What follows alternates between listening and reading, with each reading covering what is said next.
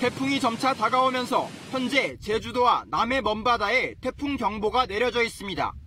남해 앞바다와 서해 남부 먼바다엔 태풍주의보가 발효 중입니다. 또 오늘 밤엔 전북과 경남, 부산과 울산에도 태풍특보가 내려질 것으로 보입니다.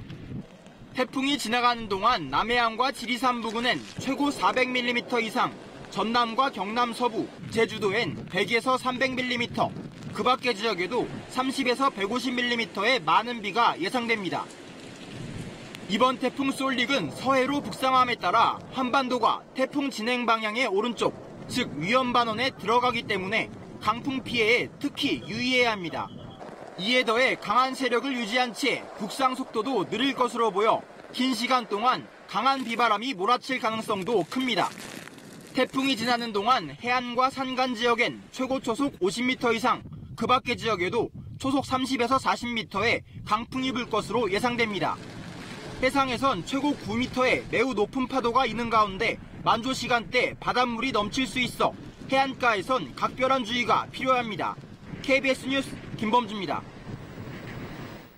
태풍의 길목에 있는 제주도는 이미 태풍의 영향권에 접어들었습니다. 제주 중계차 연결합니다. 박민경 기자, 지금 뒤로 보이는 파도가 엄청난데 바람도 무척 세게 불고 있는 거죠? 예, 맞습니다. 제가 지금 나와 있는 서귀포시 법한포구에는 가까이 다가오는 태풍의 위력을 실감할 수 있습니다. 오후부터 내리기 시작한 비는 강한 바람을 동반하며 비바람으로 바뀌어서 강한 바람이 몰아칠 때는 눈도 제대로 뜨기 힘들 정도입니다. 제디 방파제 너머로도 6m가 넘는 파도가 쉴 새 없이 해안을 강타하고 있습니다. 만족 시간이 다가오면서 파도의 위력은 더욱 강력해져 조금 전부터는 파도가 이미 방파제를 넘어서고 있습니다. 태풍이 북상하면서 제주도 모든 육상과 해상에는 태풍 경보가 발효 중입니다. 제주 공항에도 태풍특보가 내려지며 항공기 운항이 전면 취소됐고 내륙 지역 기상 상황에 따라 내일도 운항 취소가 이어질 것으로 예상됩니다. 해상의 높은 물결로 제주 항로 100길도 전면 통제됐습니다. 오늘 제주 지역 학교 50여 곳이 문을 닫거나 학교 시간을 앞당겼고 내일도 90여 개의 학교가 휴업 또는 등교 시간을 늦춥니다. 내일까지 제주 지역의 예상 강수량은 해안 지역이 150에서 300mm, 산지의 많은 곳은 500mm 이상입니다. 곳에 따라서 시간당 30mm가 넘는 집중호우도 예보돼 있어 비 피해 없도록 각별히 주의하셔야 합니다. 제주 지역은 오늘 밤부터가 고비입니다. 제주가 태풍의 위험반원인 오른쪽에 들어가기 때문에 초속 20에서 30m가 넘는 강풍이 몰아칠 것입니다. 특히 태풍이 가까이 다가오는 밤에는 만조와 겹치면서 해안 저지 내 침수 피해가 우려됩니다. 지금까지 서귀포시 법한포구에서 KBS 뉴스 박민경입니다. 내륙에서 가장 먼저 태풍의 영향권에 드는 전남 지역도 긴장 속에 태풍의 경로를 주시하고 있습니다. 목포항에 나가 있는 중계차 연결합니다. 김효신 기자, 목포와 전남 지역은 태풍 어떻게 대비하고 있습니까? 네, 이곳 목포항은 태풍을 피해 2천여 척의 선박에 정박돼 있습니다. 때문에 더 이상 배를 댈 곳을 찾을 수 없을 정도입니다. 어민들의 표정에서도 긴장감이 읽히는데요. 태풍이 점차 북상하면서 이곳에서도 초속 10m 안팎의 다소 강한 바람과 함께 빗방울이 떨어지기 시작했습니다. 때문에 선박과 선박이 부딪혀서 파손하는 것을 방지하기 위해 중간중간에 완충제를 대고 강하게 동염해 놓은 모습을 볼 수 있습니다. 완도와 해남 등 10개 시군의 강풍주의보가, 해상에는 태풍특보가 내려져 있습니다. 때문에 53개 항로 93척의 여객선 운항도 전면 통제됐습니다. 전남 지역은 내일 새벽 3시쯤 태풍의 반경 안에 들어가면서 직접 영향권에 놓일 것으로 보입니다. 이렇게 되면 최대 초속 40m의 강한 바람이 불고 지리산 지역에는 400mm의 매우 많은 비가 내릴 전망입니다. 혹시 모를 안전사고에 대비해 광주 전남 초중고 60여 곳은 휴교나 단축 수업을 결정한 상태입니다. 이번 태풍은 위력과 경로 면에서 지난 2010년 태풍 곤파스와 비교되는데요. 양식장과 농가가 집중된 전남에서는 당시에도 53억 원에 달하는 재산 피해를 봐 더욱더 긴장 속의 진행 상황을 지켜보고 있습니다. 지금까지 목포항에서 KBS 뉴스 김효신입니다. 북상하는 태풍 솔릭은 많은 비와 함께 초속 40m의 강풍을 동반해 막대한 피해가 우려됩니다. 농촌에서는 비닐하우스를 밧줄로 고정하고 어촌에서는 선박을 무트로 대피시키는 등 초비상 상황입니다. 황정환 기자가 보도합니다. 태풍 북상 소식에 농민들이 아침 일찍 밭으로 나왔습니다. 던질게요. 두꺼운 밧줄로 비닐하우스를 단단하게 동여맵니다. 찢어진 부분을 찾아내 구멍도 일일이 다 막습니다. 이렇게 대비를 해도 태풍이 동반하는 초속 40m의 강풍을 막아낼 수 있을지 걱정이 태산 같습니다. 근데 이번 같은 경우는 이쪽 지역에 지금 정통으로 와서 여기 어르신들이 참 걱정이 제일 크죠. 사과 과수원에서는 방풍망 설치가 한창입니다. 높이 8m의 방풍망으로 밭 전체를 촘촘하게 에워쌌습니다. 지금 이게 실질적으로 바람이 많이 잡아주죠. 이게 예를 들어서 이게 틈틈틈이 있어가지고 바람 세기를 많이 잡아주죠. 어선들은 일제히 항폭우로 대피했습니다. 떠내려 가거나 서로 부딪혀 파손되는 걸 막기 위해 밧줄로 배를 묶어놓았습니다. 풍랑에 취약한 이런 소형 어선들은 크레인을 이용해 아예 무트로 옮겨놓기도 했습니다. 충남 섬지역으로 오가는 여객선 운항도 오후부터 전면 중단된 가운데 곳곳에서 시시각각 다가오는 태풍의 진로를 긴장 속에 지켜보고 있습니다. KBS 뉴스 황정환입니다. 폭우가 쏟아질 가능성이 높을 때 침수나 산사태 위험 지역에서는 미리 집 주변을 점검하고 대피 장소 등을 알아둬야 합니다. 집중호우가 예보됐을 때 어떻게 대비해야 할지 윤영란 기자가 보도합니다. 순식간에 시간당 30mm 이상의 비가 쏟아지는 집중호우. 피해를 줄이기 위해선 상황이 발생하기 전에 대비하는 것이 중요합니다. 먼저 집 주변에 비가 새거나 무너져 내릴 곳이 없는지 사전에 점검한 뒤 부실한 곳은 보수해야 합니다. 또 집 안팎의 하수구와 배수구에 막힌 곳도 정비해 집중호우 시 빗물이 넘치지 않도록 합니다. 하천변 주차장이나 침수 가능성이 있는 지하에 주차한 차량은 즉시 높은 지대로 이동해야 합니다. 특히 정전 시에도 들을 수 있는 건전지로 작동되는 휴대용 라디오를 준비해야 재난 정보를 계속 청취할 수 있습니다. 또 비상시 연락할 수 있는 전화, 확성기 등 통신 수단도 확보하는 것이 좋습니다. 자신의 집이 물에 잠길 수 있는 낮은 지대나 산사태가 발생할 가능성이 큰 곳에 있다면 반드시 대피로와 대피소 위치를 알아둬야 합니다. 또 비상 상황 시 연락을 취해 도움을 받을 수 있는 시군, 구청의 재난안전대책본부 등 재난 관련 기관의 연락처를 미리 알아두는 것이 좋습니다. 특히 농촌과 산간 지역 등 인가가 드문 곳에선 가까운 이웃집과 연락망을 갖추고 인근에 혼자 사는 노인이나 장애인에게는 사전에 연락을 취해 피해가 없도록 해야 합니다. KBS 뉴스 윤영란입니다. 지금부터는 일반 뉴스 전해드리겠습니다. 어제 9명의 사망자를 낸 인천 남동공단 전자제품 공장 화재 원인을 밝히기 위한 소방당국과 경찰, 지자체의 합동감식이 오늘 진행됐습니다. 화재 규모에 비해 인명피해가 컸던 이유를 집중적으로 조사하고 있습니다. 이현준 기자입니다.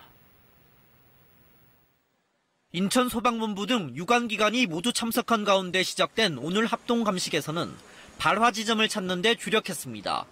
합동감식팀은 소방당국이 최초 발화점으로 추정한 공장 4층 검사실과 식당 사이 복도 천장 주변을 집중 감식했습니다. 이번 화재 최초 목격자는 소방당국에 공장 4층 검사실과 식당 사이 천장에서 시뻘건 불덩어리가 떨어졌다고 진술한 것으로 알려졌습니다. 실제로 사망자 9명 가운데 바깥으로 대피하다 추락해 숨진 2명을 제외하고 나머지 7명이 모두 4층에서 숨진 채 발견됐습니다. 경찰도 수사본부를 구성하고 공장 내 폐쇄회로 하면 CCTV를 확인하는 등 사고 원인 조사에 속도를 내고 있습니다. 경찰은 특히 공장 건물 4층에 CCTV가 있었다며 현재 이 영상을 확보해 분석 중이라고 말했습니다. 이를 통해 화재 규모에 비해 인명피해가 컸던 정확한 이유를 찾아낼 수 있을지 주목됩니다. 인천 남동공단 화재는 어제 오후 3시 40분쯤 공장 4층 검사실에서 발생했습니다. 당시 공장 내부에는 휴대전화 부품 등을 세척할 때 쓰는 인화물질과 포장용 박스가 쌓여 있어 불이 급속히 번졌고 유독가스도 발생해 인명피해 규모가 커진 것으로 추정됩니다. KBS 뉴스 이현준입니다. 엽총을 발사해 공무원 등 3명의 사상자를 낸 70대 피의자가 치밀하게 범행을 계획한 정황이 속속 드러나고 있습니다. 피의자는 평소에도 총으로 주민들을 위협했다는 증언도 나왔습니다. 우한솔 기자가 취재했습니다. 경북 봉화 엽총살인 사건 피의자 77살 김모 씨는 상수도 사용을 둘러싸고 이웃들과 갈등이 잦았습니다. 평소에도 물탱크를 관리하던 피해 주민 48살 임모 씨에게 총을 겨누고 협박했다는 진술도 나왔습니다. 개들을 하루에 3번씩 산책을 시키셔요. 그 시간대를 아시잖아요. 그때면 또 총을 딱 겨누고 있어요. 주민들은 김 씨가 마을로 들어온 이후 사건 당일까지 3차례나 경찰에 신고했지만 적절한 조치는 이뤄지지 않았습니다. 사건 당일 치밀한 범행 정황도 드러났습니다. 파출소에서 총을 받아온 뒤 범행 장소에서 1시간 반 동안 피해자 임 씨를 기다렸다가 3차례 조준 사격을 가했습니다. 곧바로 현장을 떠난 김 씨는 면사무소 민원실로 향했고 직원 2명에게 엽총을 발사했습니다. 면사무소로 가던 도중 파출소에 들러 상황을 살핀 정황도 확인됐습니다. 일단 범행 당일은 좀 계획적으로 출고를 했지 않을까 그런 생각은 추측은 하고 있습니다. 치밀한 범행 계획과 허술한 총기 관리, 초동 대처 미흡 정황이 속속 드러난 가운데 경찰은 김 씨에 대해 살인 등 혐의로 구속영장을 신청하기로 했습니다. KBS 뉴스 우한솔입니다. 남측 이산 가족들이 금강산에서 열린 2박 3일간의 상봉 행사를 마치고 귀환하였습니다. 65년 만에 만난 그리운 가족들과 또다시 기약 없는 이별을 해야 했습니다. 김경진 기자가 보도합니다. 65년 만에 다시 만난 남매. 절대 울지 않기로 굳게 다짐했지만 오늘이 지나면 다시 볼 수 없다는 생각에 흐르는 눈물을 참을 수가 없습니다. 이산 가족들은 오늘 오전 10시부터 3시간 동안 식사를 겸한 마지막 상봉을 진행했습니다. 짧은 만남이 못내 아쉬워 부둥켜 안은 가족들. 사진을 찍고 주소와 연락처를 주고받으면서 다시 만날 날을 기약합니다. 이렇게 만나면 언제 또 만나겠습니까? 한 20년 더 살아야 한년 된다면 만나겠습니다. 오래오래 사세요. 오후 1시, 남측 가족들이 먼저 내려와 버스에 탑승합니다. 두고 온 아들 생각에 자꾸 뒤를 돌아보는 어머니. 북측 가족들은 또 만나자, 다시 만나자, 눈물을 흘리며 손을 흔듭니다. 떠나는 버스 안에서도 눈물이 멈추질 않습니다. 언니야, 다들 건강하고 오래 살아. 그래도 또 만나야지.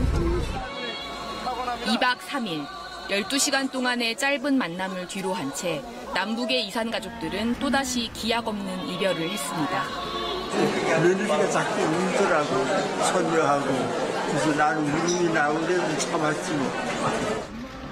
모레부터 26일까지는 북측 이산 가족이 상봉을 신청한 남측 가족들과 만나는 2차 행사가 이어집니다. KBS 뉴스 김경진입니다. 이재명 경기도지사의 여배우 스캔들 당사자인 배우 김부선 씨가 경찰에 출석한 지 30여 분 만에 조사 연기를 요청하고 귀가했습니다. 김 씨는 조만간 변호인 입회하에 조사를 다시 받겠다고 밝혔습니다. 천여정 기자가 보도합니다. 경찰 조사를 받던 배우 김부선 씨가 돌연 경찰서 밖으로 나왔습니다. 경찰에 출석한 지 불과 30여 분 만에 조사 연기를 요청한 겁니다. 경찰 조사에 앞서 죽을 각오로 거짓과 싸우겠다고 밝혔던 김 씨는 변호인을 선임해 조만간 다시 조사를 받겠다는 뜻을 밝혔습니다. 결정적인 거짓말을 서류로 갖고 왔고 저는 변호사와 반드시 입회해야 될 것 같다는 여러 팬들의 우려에 저는 전적으로 동의해서 떠납니다. 김 씨는 언론인들에게 오늘 출석하기로 했던 약속을 취소할 수 없어 경찰서에 왔다고 설명했습니다. 그러면서 9월 10일 전에 경찰에 다시 출석해 제대로 된 조사를 받겠다고 말했습니다. 변호인을 선임하셔서 조사를 받으시겠다고 오늘은 진술을 거부하시겠다고 말씀하시더라고요. 김 씨는 이재명 캠프 가짜뉴스 대책단이 지난 6월 공직선거법상 허위사실 공표 혐의로 고발한 사건의 피고발인이자 바른미래당이 이 지사를 고발한 사건의 참고인 신분입니다. 의혹의 당사자인 김부선 씨가 변호인을 선임해 조사를 받겠다고 밝힘에 따라 경찰은 김 씨의 소환 일정을 다시 조율할 방침입니다. KBS 뉴스 천효정입니다. 조현천 전 국군 기무사령관이 박근혜 전 대통령의 탄핵소추안이 국회에서 의결된 당일 청와대를 방문한 정황이 민군 합동수사단에 포착됐습니다. 이런 가운데 계엄령 문건 작성이나 세월호 민간인 사찰 등 불법 행위에 연루된 기무요원 200여 명이 이번 주 원소속 부대로 돌아갈 것으로 전해졌습니다. 보도에 서지영 기자입니다.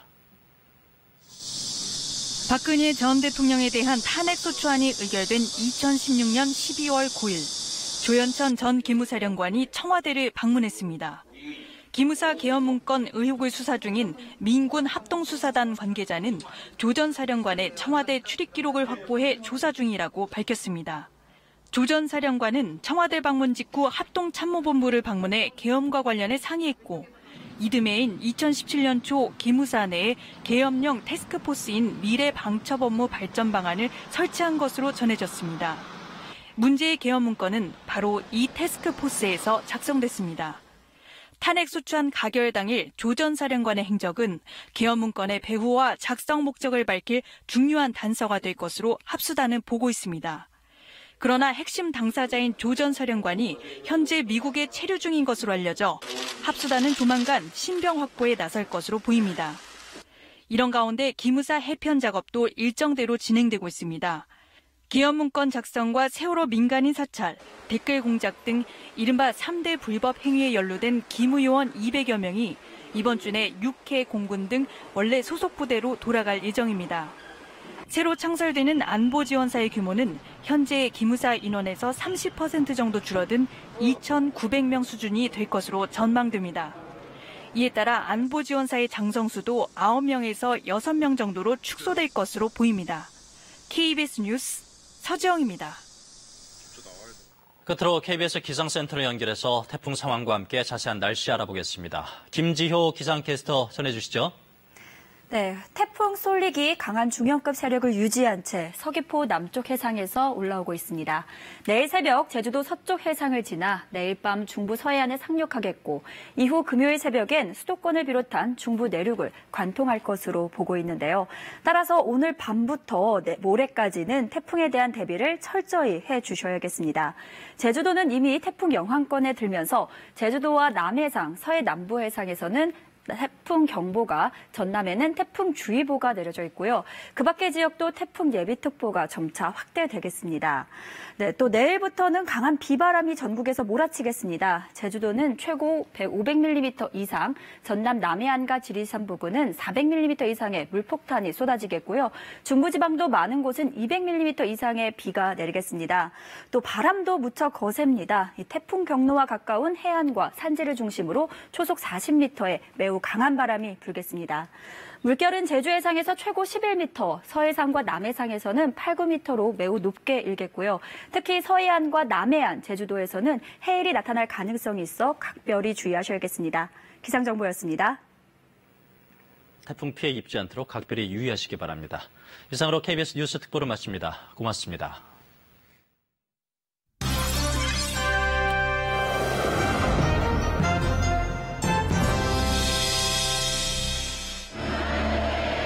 완전히 합의를 봤습니다. 여러분 축하해 주십시오. 이제 넘어서서 평화와 번영의 길로 가는 그런 계기가